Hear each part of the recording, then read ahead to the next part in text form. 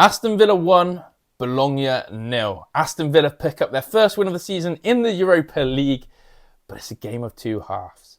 So much to talk about. There's some positives, but my gosh, we still have to be concerned, surely.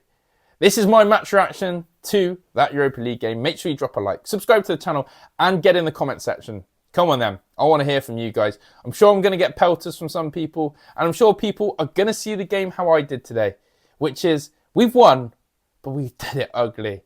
And sometimes in football, you need those type of results. You need that improvement in performance.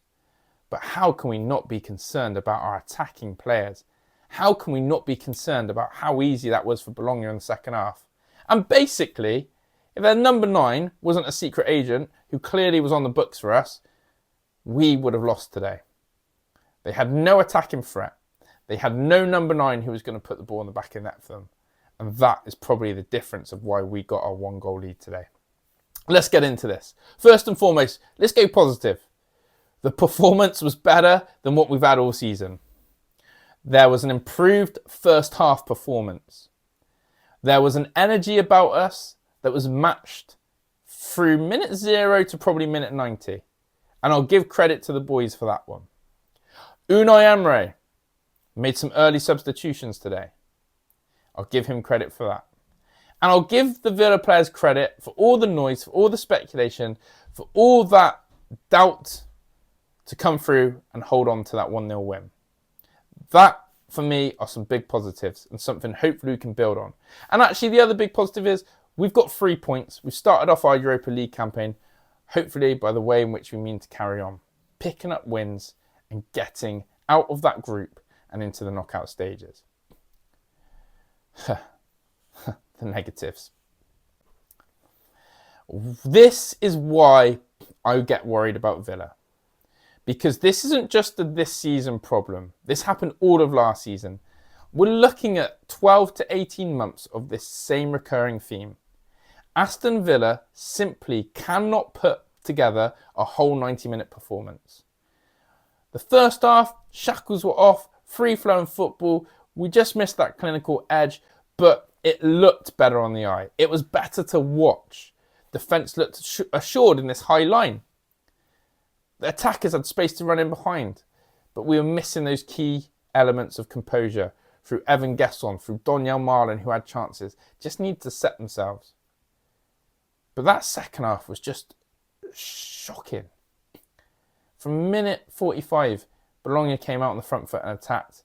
Villa had to rely on a defensive line to hold tight, and I must credit the defence today. I think they did really well in holding that offside line. But on the other end of the coin, Bologna's timing of their runs, the timing of their pass was so poor that it was easy for that defence. But the space we left in behind, the opportunities we left in behind, was a cause for concern. Second of all, the attacking players, from the ones who started the second half through Malin, Gesson, Buendia, Rogers, to them even when Sancho and Watkins came on, all of them look shot in confidence. All of them look way off the mark. And even the basic details of their first touch and ball retention. Villa played a really interesting tactical game today. They wanted Bologna to press us. And by the way, I said this on my watch along, Bologna remind me of a Bielsa Leeds United. 1-to-1 marking, high press, high energy, makes the game exciting. Bologna's tactics today played into Villa's hands. And Pau Torres, for me, was the best player on the pitch today, because he rode that pressure, played out of the press. But as soon as that ball went into our front players in the second half, touch was like a trampoline. Clumsy, losing the ball, indecisive. And then even when we did rotate it, my God, Morgan, Rogers. Have you ever seen a player dip and fall off a cliff like him right now? Yes, confidence must be low, but can't even do the basics. His lack of ability to find a pass, a through ball, just is startling. Watkins, missing that penalty, probably summed it up. He's missed 4 out of his last 8. How has he wormed his way back onto penalties? His confidence is in the bin. Even the penalty he won, he didn't really want to shoot or fancy it. Gesson in front of goal is guessing. Malin wants to try and go around the keeper every time. Sancho's finishing, you saw it today, does everything but put it on target. The front players are in a crisis of confidence. I don't care if that's an over-exaggeration. It really is a crisis in confidence. We've scored 2 goals this season, one from Matty Cash, which was a shot where the keeper did his best to let it go in. And then John McGinn's goal today. Let's credit that. The touch, the finish, sublime. But again, that came from a set piece. Austin McPhee doing a corner routine. Rodgers did his best dummy. Let's try and give him some credit, but really fucked it up. And McGinn got lucky to get the ball, but the finish wasn't lucky. The finish was superb. Great technique. But this is my point. Again, aside of a set piece today, if we score from the penalty, where and when did Villa look like they were going to score? How did we look like we were going to score? You can't score when your attackers like that. That is worrying me. But I must say, the defence was solid in some regards. Bizot did excellent as well today, but you have to weigh it up now.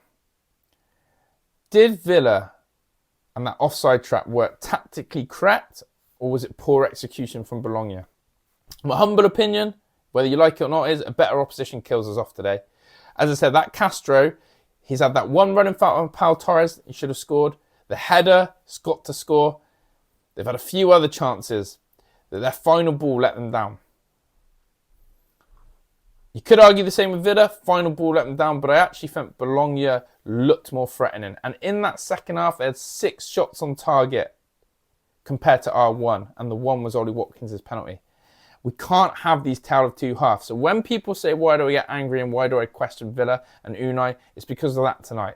How can you have one half that looks like that and the second half complete opposite? It has to change. We have to find more rhythm and consistency in all competitions and give us a 90-minute performance. Now, I will end on a positive. We needed a win. And I'm so happy we got that win today. I actually predicted before the game it was going to be a 1-0, and I said we were going to score a penalty. So I was a little bit wrong, but we did get a penalty. But yeah, 1-0. I said it was going to happen tonight. Villa were going to win ugly. And that we did. I'm glad Bologna was the opposition we played tonight, because I think their playing style really does suit us. And it's made me realise Aston Villa are really bad against low block teams.